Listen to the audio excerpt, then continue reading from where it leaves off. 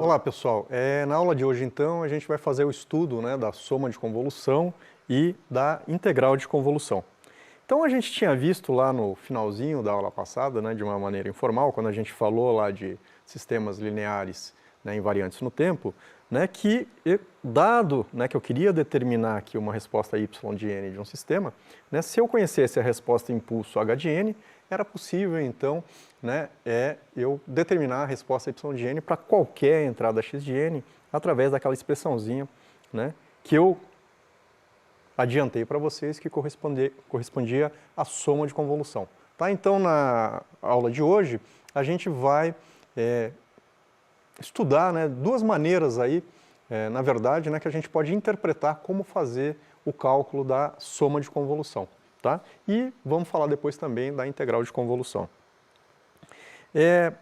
Quando eu estou fazendo, eu quero representar a operação de convolução, a gente vai encontrar normalmente essa anotação aqui, ó, esse asterisco. Tá? Então, se eu quero fazer a convolução de uma sequência y de n, né, com outra sequência h de n, né, então essa operação que representa esse somatório, né, é mostrada, né, ou simbolizada através desse asterisco. Tá?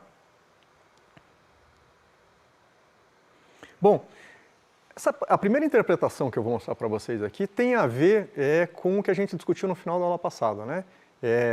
Se vocês estão lembrados, né, o que eu disse? Né? Eu falei assim, olha, se eu conheço a resposta a um impulso, né, que é a minha resposta h de n do meu sistema, eu posso pegar uma sequência e imaginar que, na verdade, essa sequência é uma sucessão de impulsos. E aí, como eu sei a resposta a cada um desses impulsos, né, eu posso utilizar isso e depois fazer a combinação linear dessas respostas. Então, essa primeira interpretação é exatamente isso. Né? Então, imagina aqui que eu tenho essa minha sequência x de n, tá? E eu conheço a resposta ao impulso, né? A resposta ao impulso na origem.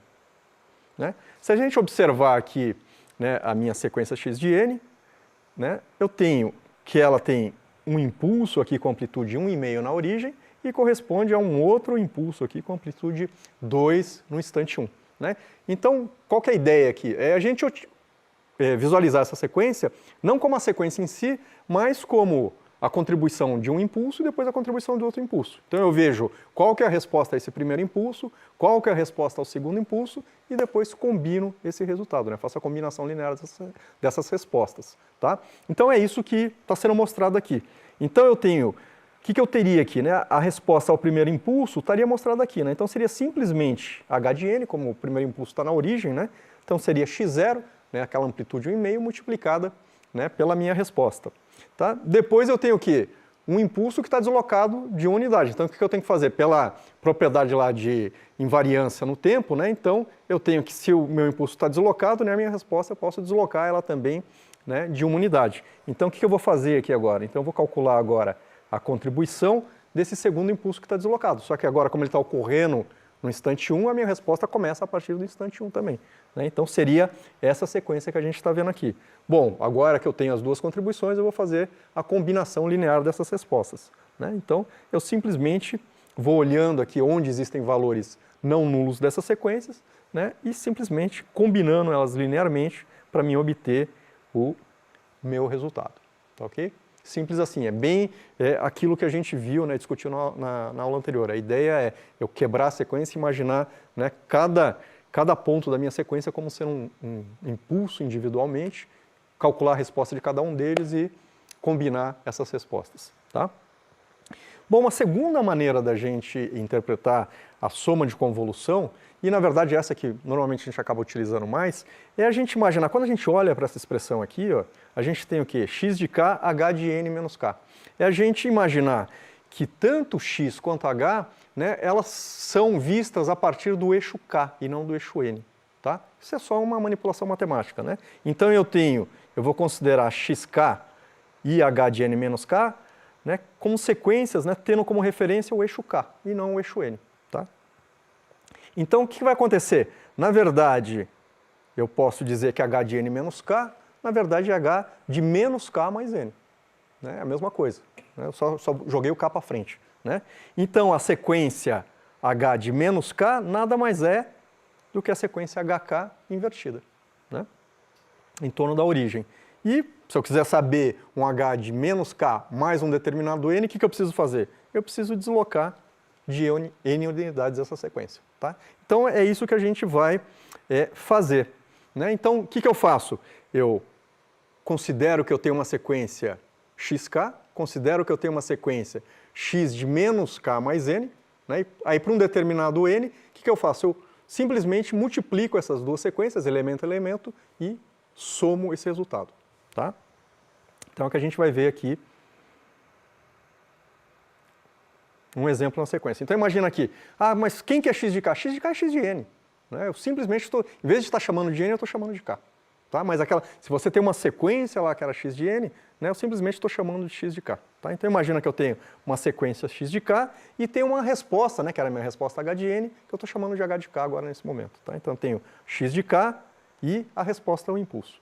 Bom, pelo que a gente acabou de falar, o que eu preciso fazer? A primeira coisa que eu preciso fazer, na verdade, a soma, o que é? É xk h de menos k mais n. Então eu preciso girar essa sequência, né? Eu preciso determinar quem que é h de menos k.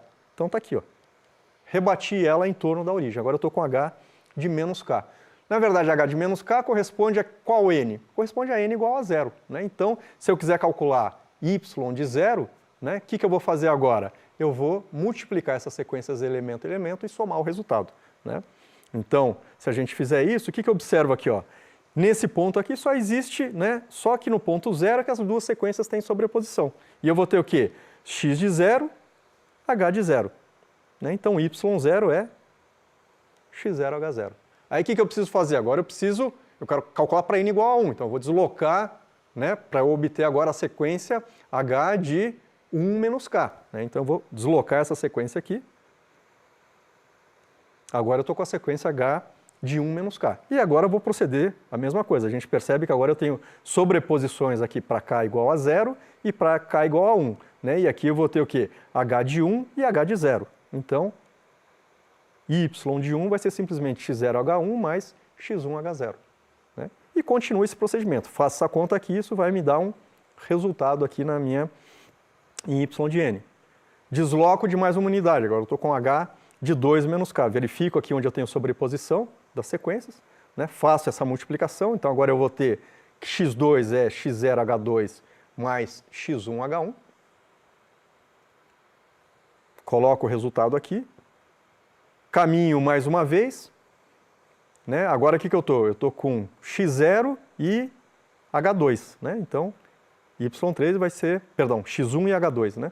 x1 e h2. Então, y3 vai ser x1 e h2. O que eu percebo nesse ponto aqui? Ó? Que se eu continuar caminhando, não existe mais sobreposição das sequências daqui para frente, né? Porque se eu caminhar agora, se eu fizer h de 4 menos k, né, a sequência já... Perceba que eu estava com uma sequência parada aqui, eu vim caminhando com a outra, ela passou por cima e chega um ponto que ela, né, não tem mais sobreposição. Então aqui eu posso parar, porque daqui para frente eu sei que é zero, tá? Essa animaçãozinha aqui, ó, pessoal, ela ilustra mais ou menos isso que eu comentei com vocês, né? Então imagina aqui que eu tenho a minha sequência xk, aqui eu tenho h de menos k, e eu vou caminhando, né, em cima da sequência, que nem eu mostrei aqui para vocês, né, de forma a formar aqui, por exemplo, vocês veem, ela formou aqui o primeiro valor que a gente tinha obtido aqui, tá? Bom, vamos mecanizar esse procedimento, né? Vamos escrever um procedimento, né, que na verdade vai descrever exatamente o que a gente acabou de mostrar ali no exemplo. Então, o que eu faço? Dado que eu tenho duas sequências e eu quero calcular a soma de convolução delas, qual que é o procedimento? Bom, primeiro, desenhar a sequência xk no eixo k, que lembra a nossa sequência xn, na verdade, só estou chamando de k. Vou desenhar a sequência hk no eixo k. Aí o que eu preciso fazer? Preciso rebater essa sequência para obter h de menos k. E agora eu vou começar a deslocar, né, a sequência h de menos k no eixo k segundo o valor de n de interesse, tá? De modo a obter o quê? H de n menos k. Bom, aí eu vou fazer o quê? Multiplicar h de n menos k por x de k elemento a elemento, que foi o que a gente fez ali, e somar o resultado das multiplicações para obtenção do meu valor y de n correspondente. Tá? Então aqui é simplesmente uma formalização do que eu fui descrevendo para vocês ali a hora que a gente estava fazendo a soma de convolução. Umas observações importantes que às vezes podem poupar trabalho, né? Então, quando a sequência original x de n não possui valores para n menor do que zero, né? Então eu não preciso calcular, né? Eu não preciso deslocar, né, o meu x de n menos k para valores negativos de n, né? Porque imagina, a minha sequência está começando aqui e eu vou correr com essa sequência, né? Se ela não tem valores negativos, ela começa em zero. Então, para trás de zero, essa sequência aqui é zero. Então, eu ficar correndo aqui com a outra sequência, vai dar sempre zero. Ela só vai ter algum valor diferente de zero a hora que começar a aparecer alguma sobreposição. A mesma coisa vale para o outro lado, né? Que foi o que eu comentei com vocês agora há pouco, né? Eu venho aqui deslizando essa sequência em cima da outra, a hora que não existe mais sobreposição, eu não preciso mais fazer conta, porque a multiplicação vai dar sempre zero. Tá?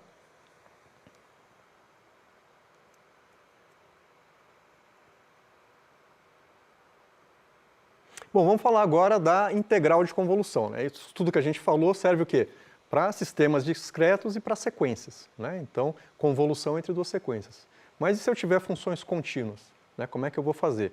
Aí, é aquilo que eu comentei com vocês, né? Na verdade, o somatório vai virar uma integral, tá? Mas a gente vai ver que é bastante similar a tudo que a gente discutiu até aqui para somatório. Então, olha só. Nesse caso, né, aquele somatório virou uma integral, de menos infinito até mais infinito, né? E aqui eu poderia até chamar de xk, né? Eu poderia, mas por que eu estou utilizando a variável tal aqui? Porque se vocês forem olhar aí na literatura, né, as bibliografias, geralmente o pessoal utiliza essa notação, então só por uma questão de uniformidade. Tá? Então eu vou ter x de tal, né? Isso aqui seria correspondente àquele meu k, né? O t aqui seria correspondente ao n, né? Então eu teria aqui n menos k, na verdade agora eu tenho t menos tal. Né? E vou realizar essa integração. Da mesma forma que a gente viu lá para a soma de convolução, né, o símbolo aqui para representar a convolução é o asterisco.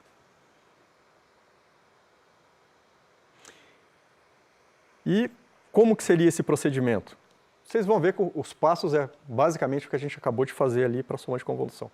Então eu vou desenhar o sinal x de tal, agora no eixo tal. Vou desenhar a resposta ao impulso h de tal, no eixo tal.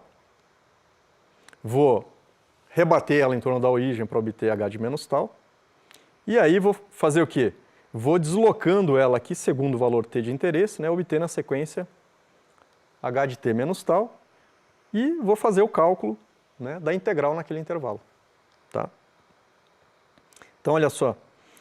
Uma outra questão importante que eu queria salientar, que inclusive a gente vai lançar mão dela já no exemplo que a gente vai fazer na sequência, é que a operação de convolução, né, tanto para sequências quanto para sinais contínuos, né, para funções contínuas, ela é uma operação comutativa. Tá? Então isso quer dizer o quê?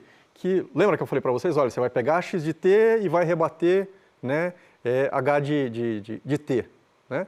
Na verdade, eu posso escolher rebater tanto x quanto h, tanto faz. Né? Tanto faz quem que eu estou rebatendo. E por que é importante a gente ter isso em mente? Porque muitas vezes, dependendo das funções que você vai operar a convolução, é mais simples você rebater uma ou rebater outra. Tá? Então, sabendo que o resultado vai dar a mesma coisa, às vezes, né, você consegue escolher melhor. Tá? Então, olha só, vamos considerar aqui o cálculo. Né? Imagina que x de t é uma exponencial decrescente, né? Um e na menos at u de t. Né? Lembra que o u de t garante que ele vai ser igual a zero para qualquer valor de t menor do que zero. Tá? E h de t é simplesmente u de t. Então, o que eu vou fazer aqui? Ó? Nesse caso, a gente vai escolher rebater h de t.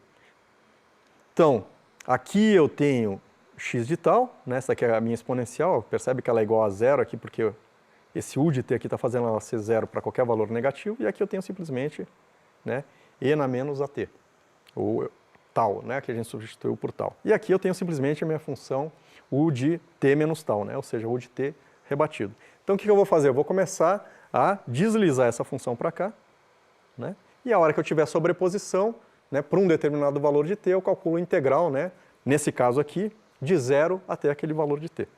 Tá? Então olha só, aplicando isso que eu acabei de falar para vocês, então eu vou ter que y de t para um t de interesse vai ser o quê? A integral de 0 até t.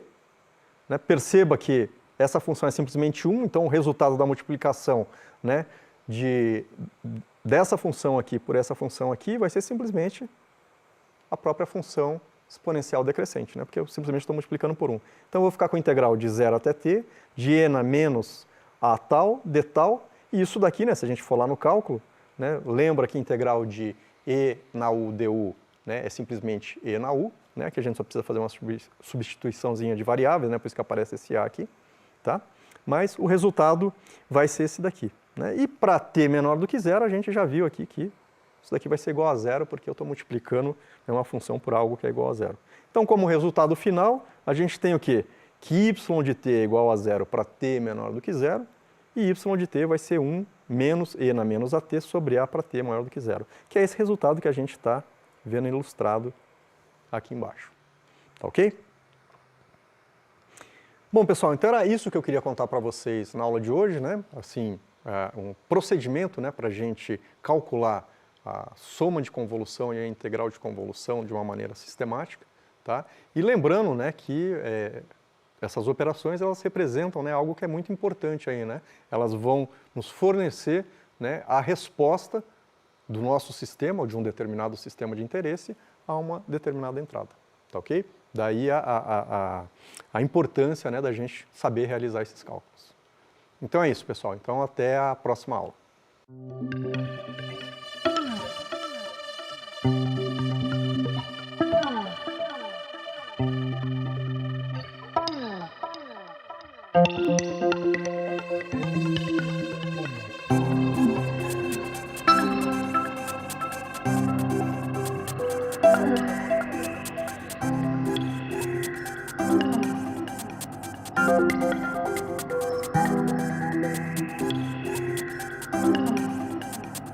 Thank you.